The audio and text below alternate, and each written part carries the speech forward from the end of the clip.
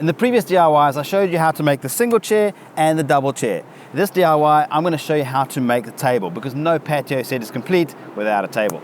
Follow these simple steps to make it yourself. Let's get stuck into this DIY and show you how to build it. It's made out of just over half a sheet of plywood, so it's super cost effective to do. As per the chairs which we made in a previous episode, we've got a square section all the way around on both sides, which is going to act as our legs. And then we've got cross braces going across to join those two legs together to make this strong and sturdy table. Now to start off, get the guys at Builders to cut all the timber as per my cutting list. That'll give you all of these sizes already cut to size, as you can see here on my table. The additional materials that you're going to be using are some Craig screws and some wood glue. As for the tools, we've got a pencil, a tape measure, and my good old faithful, the Craig jig. Now, I'm using the K4. We're going to be doing some pocket holes, quite a few of them. You can make use of the R3 or the Craig Mini or even the Foreman if you want to. I'll also be making use of a clamp, which is basically like a third hand for me. And we'll be using a cordless drill and a sander. Now, when it comes to dressing the timber and making it look pretty, I'm going to be making use of some Craig plugs to fill up the Craig pocket holes that I've made in the timber, just to disguise it. Alternatively, you can use wood filler. As for sealing the timber, again, I'm going to be using the Fired Earth cabinet and furniture paint. Really great stuff. You apply it to timber, at least 2 coats. It's suitable for outdoors. It's water-based, and it's a 3-in-1 paint. It's an acrylic primer, undercoat, and top coat all in one. Now to apply that, I'll be making use of a paintbrush and a roller. It's also a very good idea to make use of some feet on the underside of the legs. That helps elevate it off the floor slightly, to protect it from any water damage, and at the same time it also protects the surface that it's going to be sitting on to prevent any scratches from occurring. Let's have a quick summary and show you how easy this DIY is to do. We've got a box section on one side which we're going to make exactly the same for the other side, and then we're going to join it together with these long pieces in the middle. Okay, so the first box section is made out of 5 pieces of timber. We've got the big guy on the top, we've got the 2 shorter legs on either side, and then we've got 2 pieces which are 5/68, one on the bottom section. Then we've got our cross base in the middle here, which is going to be offset 400 millimeters from the bottom edge to the top edge of that piece of timber. Okay, we're going to be joining this together, making use of a Craig jig. So whilst we've got this in place, let's just mark out exactly where we need to put our Craig screws. We've got a piece of timber going onto this guy here, so we need 2 Craig screws there. Same both sides. And on this guy here, we've got 2 Craig screws going into the sides of these pieces here. And likewise for this guy here, 1, 2, 1, 2. With all those pieces marked, let's pop them into the Craig jig and drill our pocket holes. Okay, so we're going to start assembling our structure using our Craig screws. Now remember, wood glue in between the mating surfaces, and it's a good idea to make use of a clamp to hold those joints tight as you screw them together. Now remember, our cross piece is going in 400 from the bottom side. That's 400 from there to the top edge of that slat of timber. Okay, that's our box section complete. What we need to add on now is this little strengthening brace here at the bottom, and that's going to be offset slightly by the thickness of the timber. And we're also going to drill some pocket holes all the way through here so it can drive into the underside of the slats and hold those top slats down nice and tight. Now to get the exact positions of the pocket holes can be a little bit tricky, but what we'll do is we'll just take a piece of timber. We know it's got to match up to the thickness of the timber for each piece. So it's going to line up flush. So we need 1, 2. Perfect. So that's the positions that we're going to have on the underside for our Craig screws to drive all the way in on the underside of the slats to keep them down nice and tight on our table. Especially when it's out in the sun, it does have a tendency to bow as it is going to weather over time. Right, now you've got 3 of these, 1 for each side and 1 for the middle. So let's mark that up now. Save us a little bit of time because it's going to be exactly the same. Right, let's put those to aside. We're going to drill those later as we need them. Let's quickly put that into the Craig jig and get stuck into this DIY. Okay, here's our little strengthening brace. We know we've got to mount it down just 1 thickness from that top line there. So it keeps it nice and flush. Let's pop in some wood glue.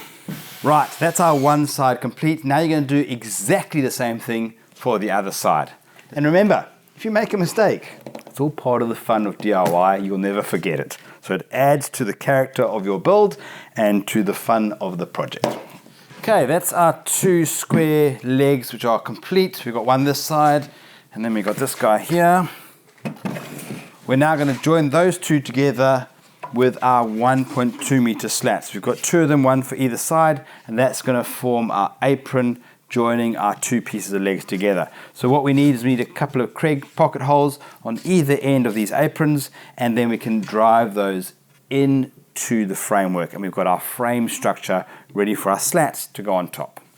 Right, let's pop our first leg on its side, and then we can pick this apron up, lining it up with that side piece. So it's got the same marking position. We don't need to measure it. We're just going to match it up with that edge there.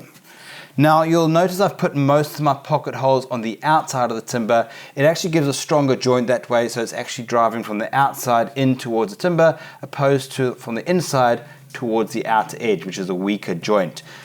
Now here you've got a slight balancing act to do, so we're just going to lift this up and pop that guy into position.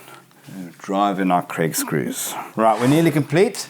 We just now need to flip this down flat, and we're going to put in our cross brace from the bottom to the top just to stop that from bowing and warping. It'll also add as additional support for those slats that are going across here like so. First of all, just going to mark the center point. Right, now I've already put the Craig pocket holes already in there. We've got one piece which is going to go all the way through, and you'll see I've popped in 2 Craig pocket holes so I can drive that into the side as well. So remember, we're just going to get our offset, which is the same thickness as our slat. Let's pop in some wood glue. Now, it does look a little messy. Don't worry about it. It's the underside. We actually need all these pocket holes here. They're the ones that are going to actually create the strength of this whole structure. So it's a slight sacrifice, but no one's going to see this side anyway. There you go. Structure is complete. I'm more than happy with that. What we need to do now is put in the slats. But because each slat butts up to each other, there's no space to sand in between that slat, nor apply paint in between that gap. So we're going to do that beforehand. We're going to fill all our Craig pocket holes with our Craig plugs, fill any gaps in the timber with some wood filler, allow that to dry, sand everything down, and then we're going to get stuck in with the painting. Once that's all dry, we can then assemble our slats onto the structure.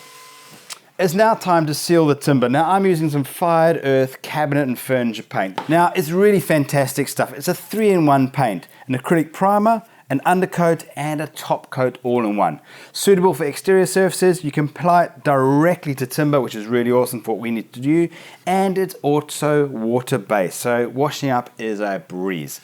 I'm going to apply at least 2 coats to the surface. Now you need to leave at least 6 hours in between coats, and then 7 days for this paint to harden and cure fully.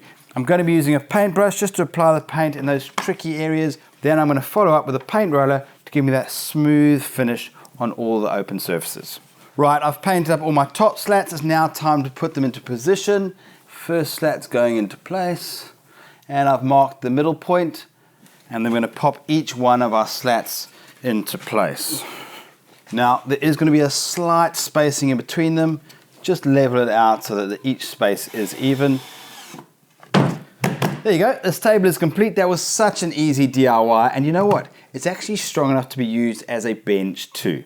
All that's left to do now is to add on some feet on the underside of the legs. That way it just elevates it slightly, keeping that timber out of any wet surfaces. At the same time, it'll also protect the surfaces from being scratched by the table if you move it around. So all that we need to do now is to go and put it with its sisters, those single chairs, and put it to good use. The strong, sturdy table really does complement the rest of the set. It was a simple, easy DIY to do. And don't forget, everything is available at your local Builders outlet. Be sure to check out the Builders Fan YouTube channel for a range of product reviews and DIYs just like this. Get to Builders and get it done.